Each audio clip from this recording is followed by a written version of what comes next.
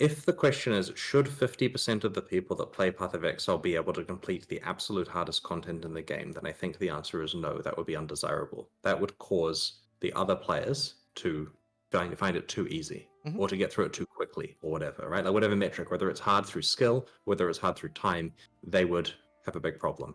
Having said that, I want it so for the people here who tune in to watch this podcast, who choose to sit there through hours of me talking and embarrassing myself, those people should be able to see all the content of the game. They care, they're smart, they're involved, and yeah, if they're struggling to get through to the end game stuff, that's a problem. But there are 21,000 people watching your channel here, plus some others who are restreaming, and a bunch of people that will watch it later, maybe a few 100,000 people.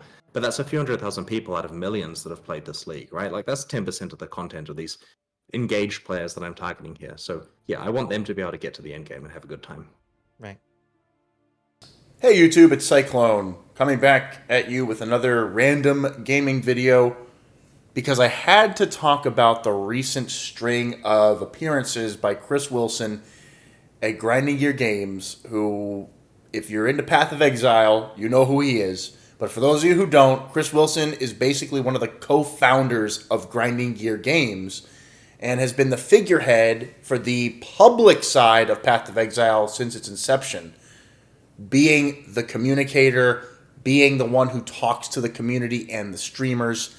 And the clip you just saw is what I'm talking about today. The 50% problem.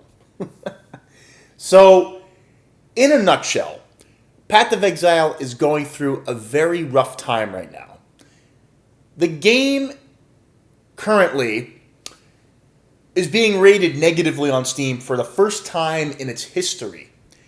And the reason is because Grinding Gear Games has decided to add a ton of limitations into certain skill systems and certain game systems that a lot of top-tier players and sweaties were utilizing to clear the hardest content in the game.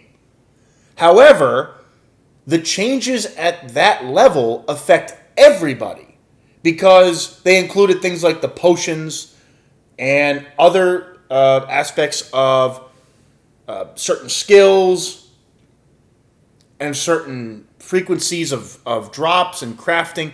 There are things that got completely nerfed, as they say, but what I want to talk today about is the overall mentality from Chris Wilson and Grinding Gear Games versus the customers, who are, some of them are just going out and flat out uninstalling and giving this game a negative review on Steam.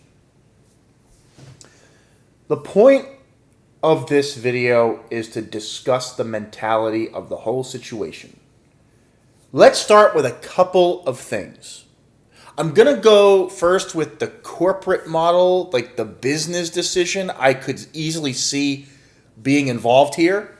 Let's say you have a free-to-play game, and you're about to release the big sequel, which takes up 90% of your resources to work on and develop. Well, as a company, you probably want to stall your player base for as long as possible and make them want more. So, from a business perspective, slowing down the game before a sequel launches makes decent sense to me when you're talking about a seasonal style game that's free to play. Basically, slow the players down, hype up the sequel, and then release all of this new stuff that gets the players excited again. If we just burn people out on the same old builds and power that exist, this past year, there's nothing new for them to necessarily want to chase when the sequel comes out. But if they're holding stuff back for the sequel, there's the business reason why they're introducing some of this stuff now before they release the big new game. So I get that from a business perspective in a free-to-play game. And of course, Chris is not going to go out and publicly say that. But as someone who's worked in a tech business, delaying your customers for a bigger release in the future is a tactic that companies will use. They're like, well, look, you're going to have to wait like 3 months, but we promise that your experience will double in satisfaction. Like you're just gonna get this humongous thing, but you have to wait 3 months for it, or whatever the model is, whatever the industry is, right? Here, they're releasing a new game, and they want people hungry for it. They don't want people coming in going, well, I could jump back and play my OP meta build again. Oh, I'm going to build a brand new thing with this brand new stuff in PoE 2 and buy the microtransactions and the new stuff for PoE 2. As a business, I get why slowing down makes sense now. However, let's now get to the nitty-gritty on the morality issue, the goal and aim of grinding gear games.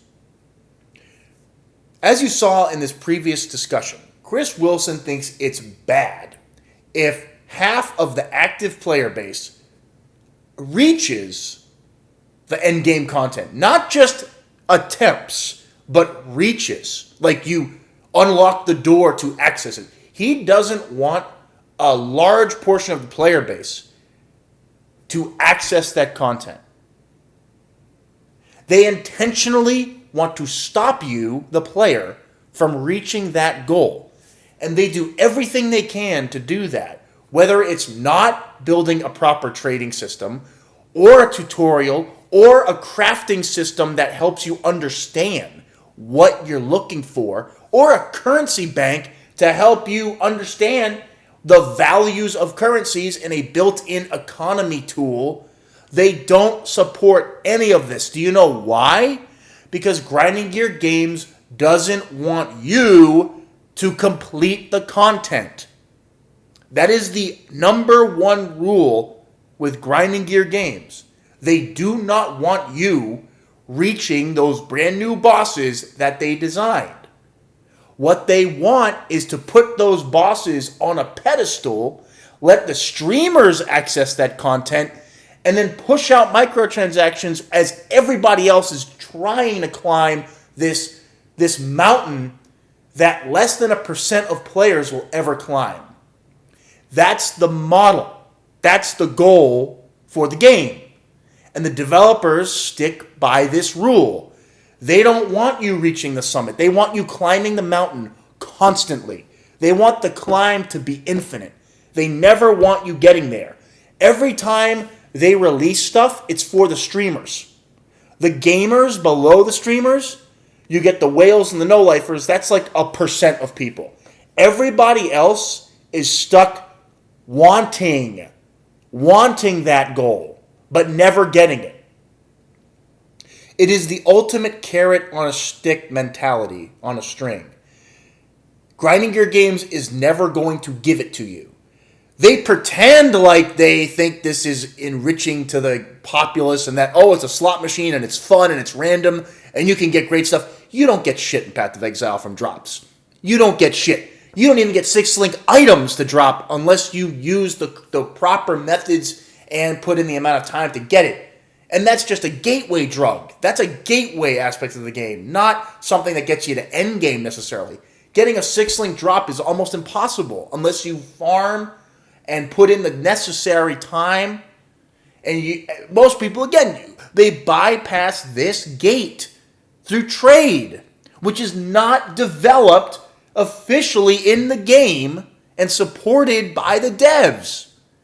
The community built a bypass around this gated content that Grinding Gear Games never wanted you to get to in the first place.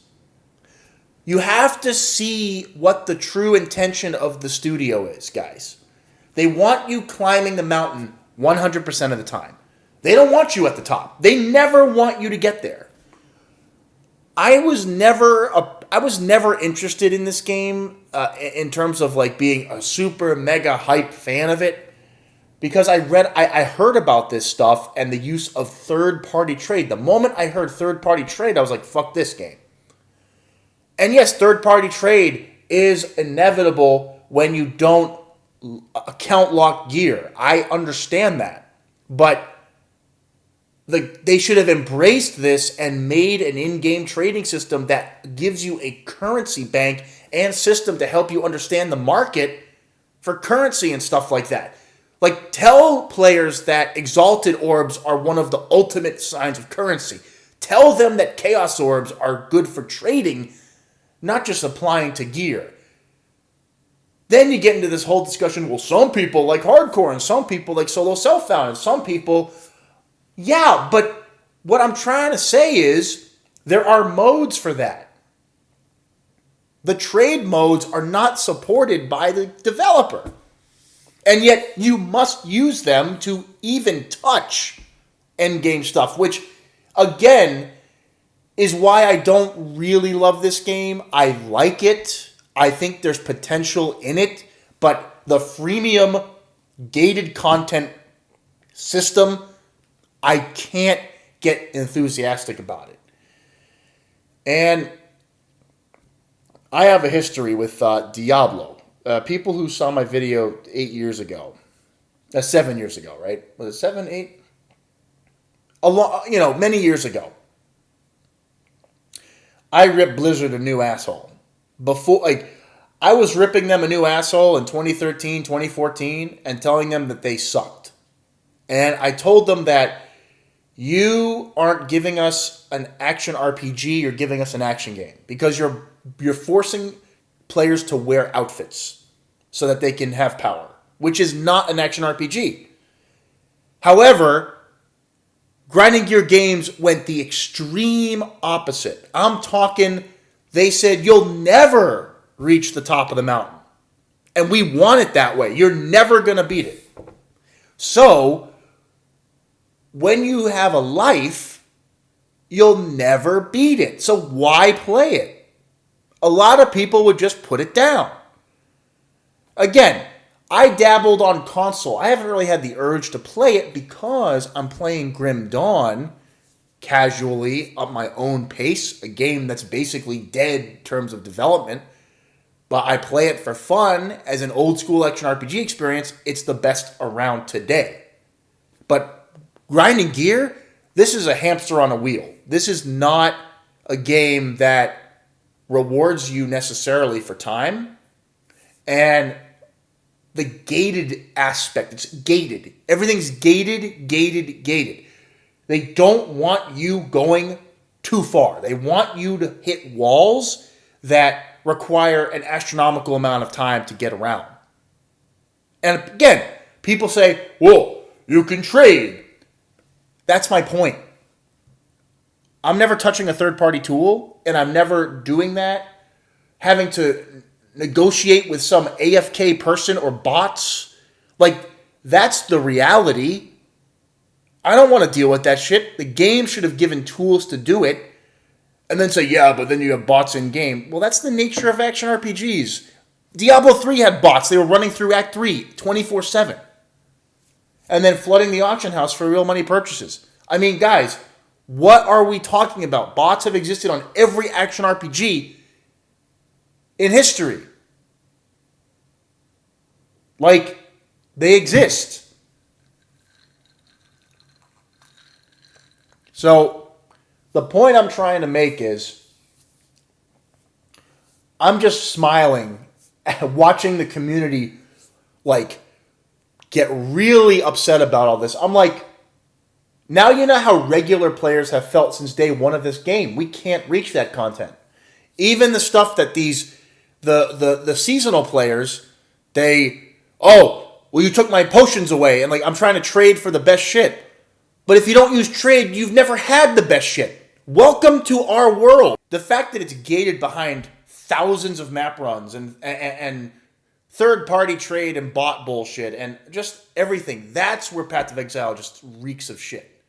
I'm going to say that out loud. It reeks of shit. That part of it reeks of shit. It always has. Why do 6 links not drop when you reach maps? I don't get that. As a core, get a tabula rasa. Fuck that. That's also a farm, and then it's not even fucking affixed. Why the fuck do I want to use a suboptimal 6 link? And even if I find the 6 link, the RNG, it's like you still got to find the right rolls for it. So that's the fucking problem. That's where this game sucks. I'm going to say that out loud. Those parts of this game suck.